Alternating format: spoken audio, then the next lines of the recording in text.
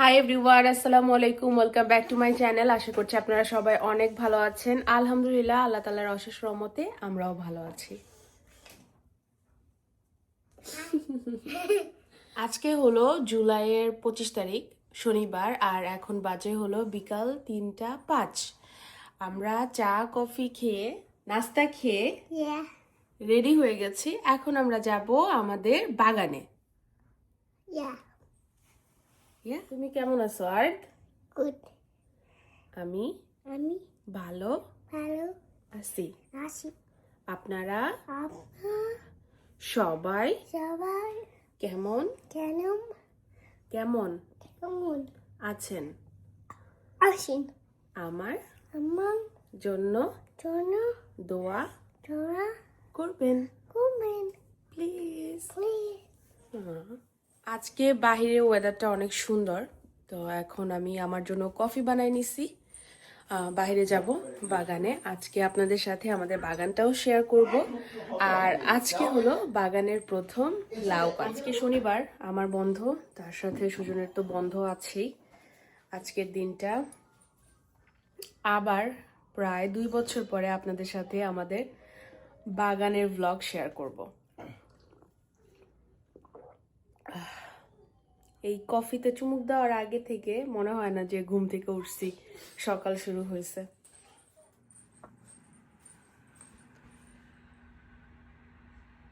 বাবা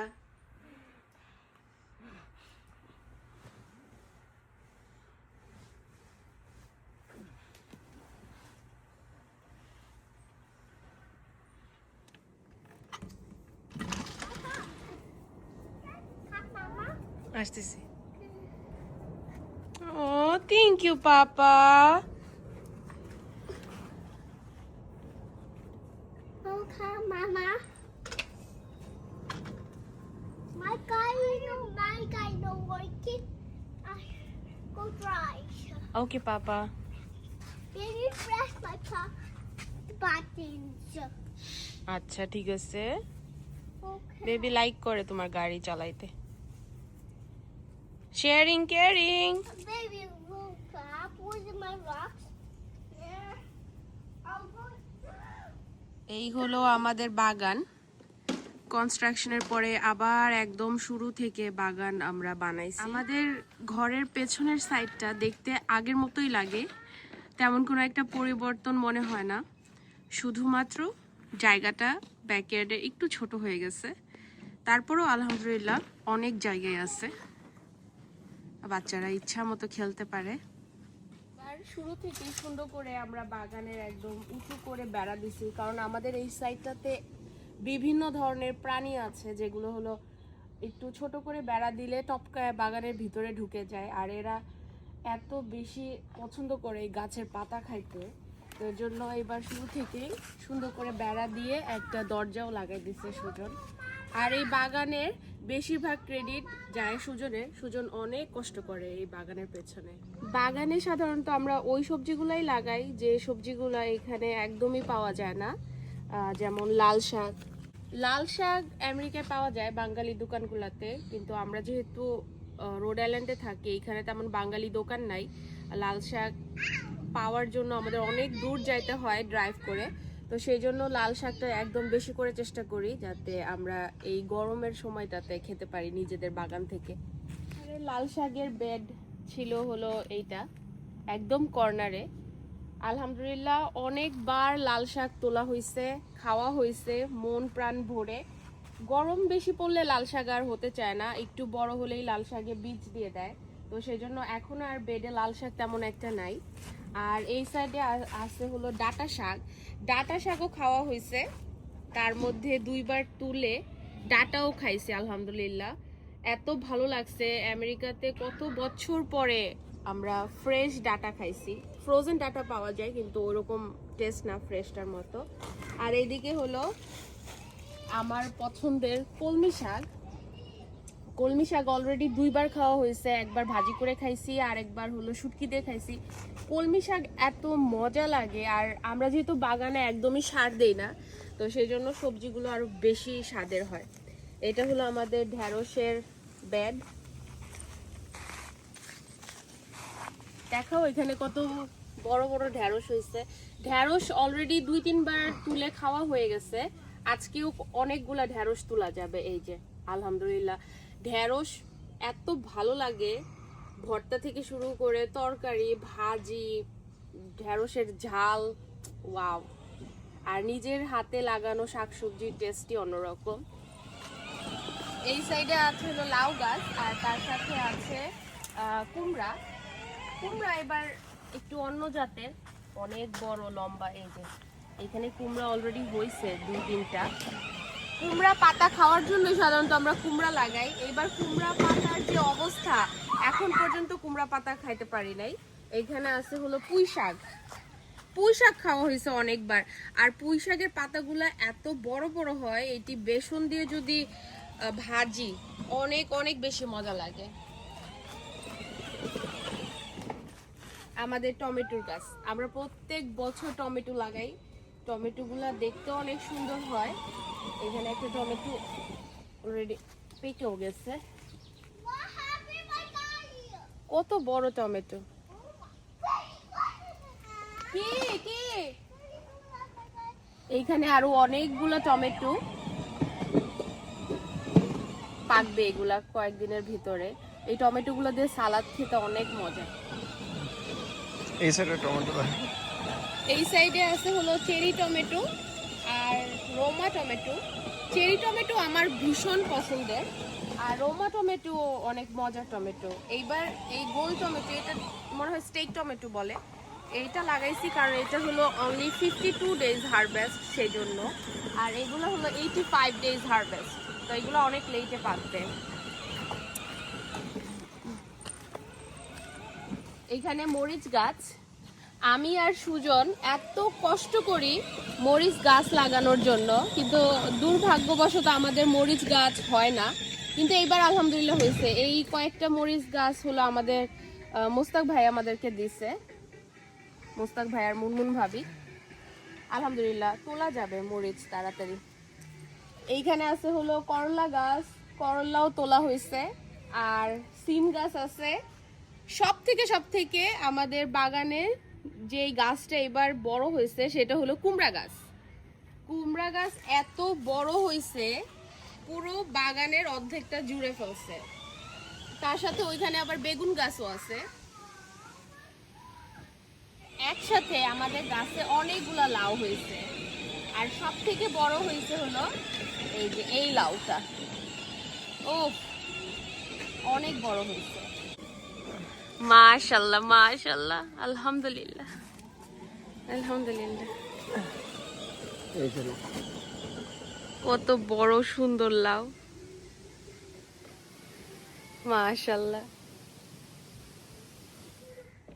অনেক কষ্ট করো সুজন বাগানের জন্য, মাশাআল্লাহ, খুবই খুবই সুন্দর। এই গরমের সময়টুকুই বাচ্চাদের বাইরে খেলার সুযোগ আছে। আর বাইরে যখন তারা খেলতে যায়, নিজেদেরকে এত বেশি ধুলাবালি দিয়ে মাখিয়ে ফেলে যে ঘরে ঢুকিয়ে সবার আগে গোসল দেওয়া ছাড়া আর কোনো উপায় থাকে না। তাই প্রত্যেকবার বাইরে গেলে তাদেরকে একবার করে গোসল দিতেই হবে। তাদের 2 ভাই বোনকে গোসল দিতে হেল্প করে দিচ্ছে তাদের বাবা, আর আদ্র এখানে শুয়ে শুয়ে টিভি দেখছে।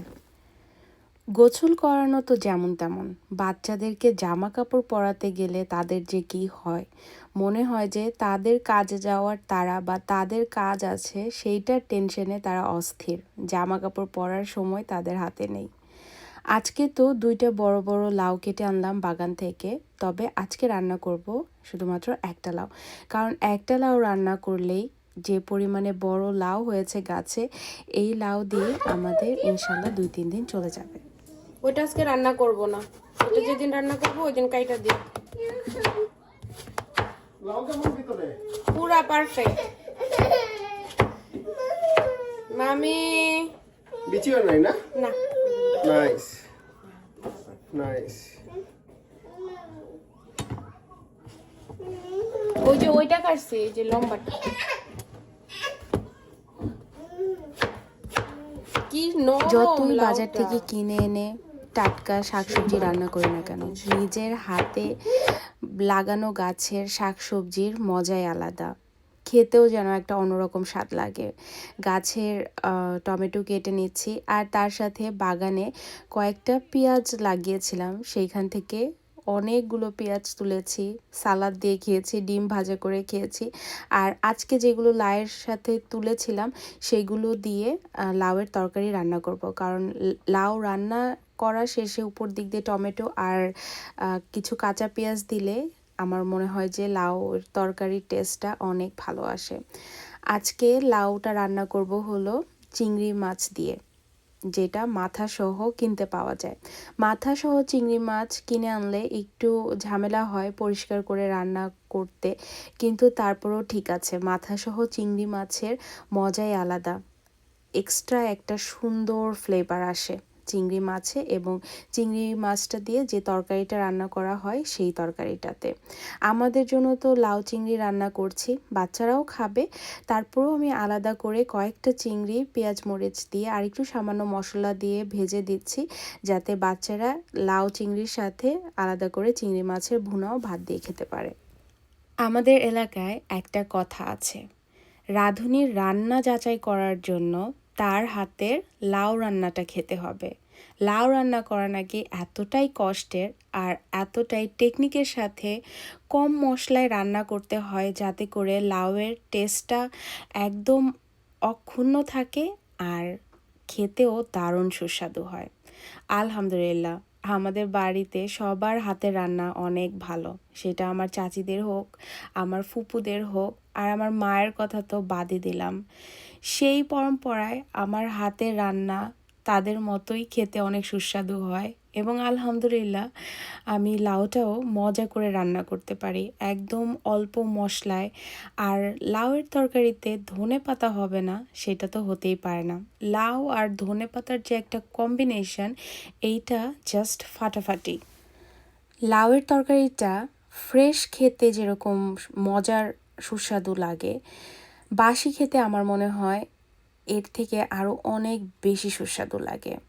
লাউ তো শুধু ভাত দিয়ে না, লাউয়ের তরকারি, লাউয়ের ভাজি, রুটি থেকে শুরু করে মুড়ি দিয়ে খেতেও অনেক অনেক বেশি ভালো লাগে।